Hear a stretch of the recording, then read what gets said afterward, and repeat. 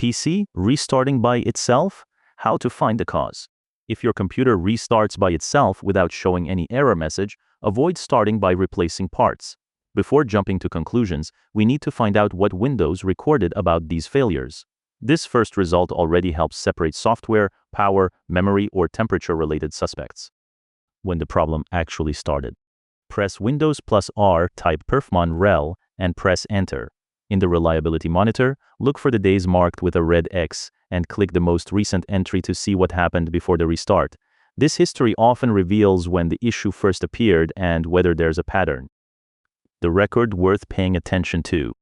If you see hardware failure, Windows error, or unexpected shutdown, write down the displayed date and time. If there are no records close to the restart, the possibility of a sudden power loss becomes stronger. Now we need to check whether the system events point in the same direction. The event that confirms an abnormal restart. Press Windows plus X and open Event Viewer. Go to Windows Logs, System, and click Filter Current Log. In the Event IDs field, type 41 and confirm. If Kernel-Power 41 appears at the times you noted, the system restarted without a normal shutdown. Could heat be causing the failures? If the events don't clearly indicate a cause, it's worth investigating temperature. Install HWMonitor from the official CPUI.com website and monitor the highest CPU temperature values shown during normal computer use. If the readings rise quickly before the restarts, overheating becomes a strong suspect. Now, let's test the memory. If temperatures seem normal, press Windows plus R, type mdsched.exe, and choose Restart Now and check for problems. Windows will run a memory test before loading the system. If errors are found, memory becomes the primary suspect. The result that changes the diagnosis. After Windows starts again, open Event Viewer and go to Windows Logs, System. Click Find and search for MemoryDiagnostics-Results.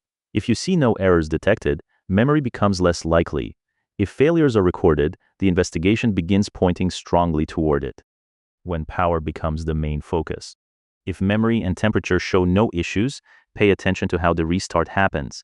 Instant restarts, without a blue screen and without previous freezing, often strengthen the theory of an unstable power supply or interruptions in the electrical power delivery. Checking system integrity.